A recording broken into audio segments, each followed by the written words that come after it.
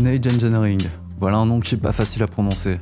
En tout cas, c'est une marque qui attire ma curiosité depuis un bon petit moment. Ils ont pas mal fait parler d'eux il y a quelques années avec l'OP1, une sorte de groovebox calée dans un clavier avec un design assez atypique. En 2017, ils ont créé l'OP-Z, une sorte d'évolution de l'OP1, en plus petit, moins cher, mais tout aussi puissant.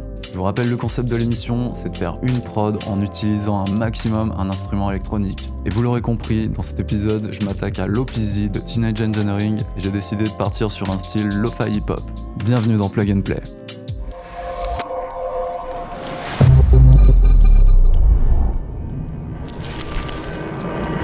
Alors, cet OP-Z, c'est quoi concrètement ? Eh bien, c'est un séquenceur 8 pistes, doté d'un sampler, d'un synthétiseur et des sections d'effets. On dirait franchement une télécommande. En tout cas, faut pas se fier aux apparences, on est loin d'être devant un simple gadget. Allez, je vous montre.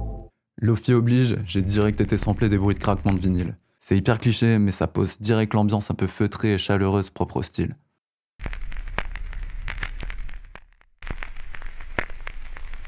J'ai été chercher un petit sample de piano comme base de départ. Quelques minutes de recherche sur YouTube et je suis tombé sur ça.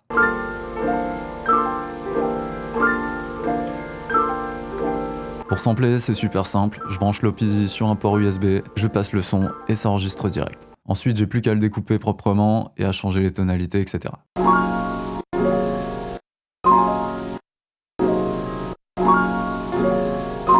Une fonction qui est géniale avec l'OP-Z, c'est le paramètre lock. Ça va me permettre de mettre des valeurs différentes sur chaque pas. Dans le cas présent, ça m'a permis de mettre les samples à l'envers juste sur les deux derniers de la boucle.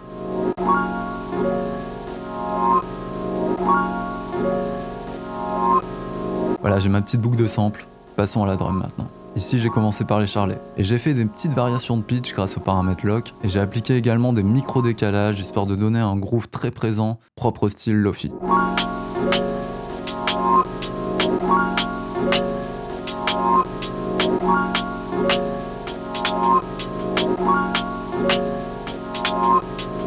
Je me suis permis une petite subtilité sur la longueur des patterns. Ici, elle ne fait que 12 pas au lieu de 16 pas. Ça va créer des décalages entre les patterns et du coup ajouter de la variation. C'est assez intelligent d'avoir ajouté de la polyrythmie dans cette machine. Ensuite, j'ai ajouté les kicks, les snares. Et écoutez bien la différence à la deuxième boucle des charlets, vous verrez qu'ils ne retombent pas exactement au même endroit.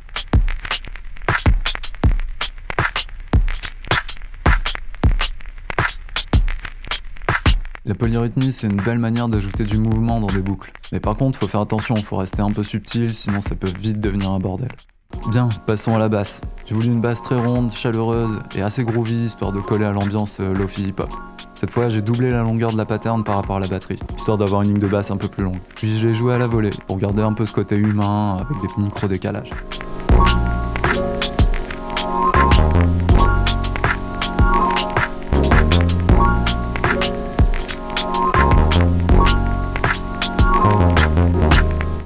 Ah, mine de rien, ça commence à bien faire bouger la tête là. Pour donner un peu plus de profondeur au sample et faire quelques variations, je vais lui coller une petite mélodie avec quelques accords qui passent bien.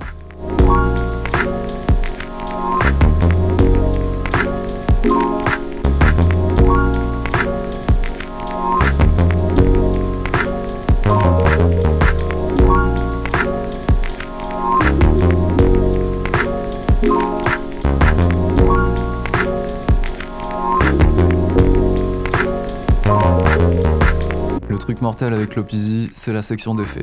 On a deux sections d'effets, une plus dédiée à la drum et une plus dédiée aux mélodies. Il y a plein de possibilités pour jouer en live, mais on peut aussi les programmer pour ajouter encore des variantes. Franchement, c'est bien foutu et en plus, c'est super fun à jouer.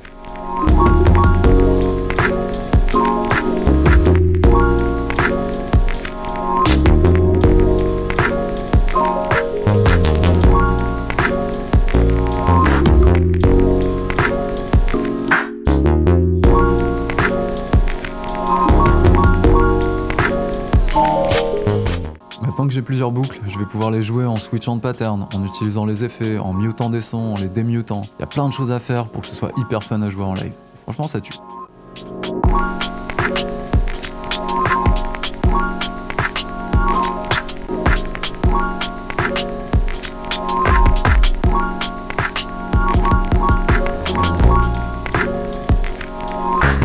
Bon voilà, j'ai réussi à faire mon petit morceau lo-fi avec juste l'OP-Z. Le défi est donc rempli et voici un peu mon verdict sur le matos. Le produit est plutôt de bonne facture, il y a du poids, c'est assez rigide, Reste à voir si à force de l'emmener partout, il supportera le choc des années. Mais ça, c'est propre à chacun, si on en prend soin, à mon avis, il n'y aura pas trop de soucis. Parlons du prix maintenant. On le trouve aux alentours de 500-600 €. Ça peut paraître un peu cher, mais au vu des qualités du produit et de toutes ses possibilités, je trouve le prix presque cohérent. C'est vrai qu'on aurait bien aimé peut-être une centaine d'euros en moins, ça ferait plaisir. Mais bon, on reste quand même sur un produit assez haut de gamme et c'est un vrai bijou technologique. Faut pas oublier que cette machine est totalement autonome. Il y a un micro, un HP intégré. On a certes des limitations, mais qui sont comblées par un workflow des plus intelligents du marché. Et tout ça dans un truc miniature.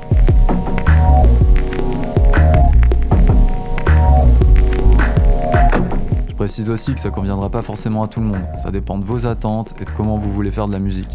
Par exemple, si vous faites de la musique uniquement en studio, c'est pas très pertinent. En revanche, si comme moi vous bougez beaucoup, là ça devient vraiment intéressant. Perso, je suis littéralement tombé amoureux de ce petit truc. C'est vraiment le compagnon de poche idéal qui permet de faire de la musique n'importe où, n'importe quand.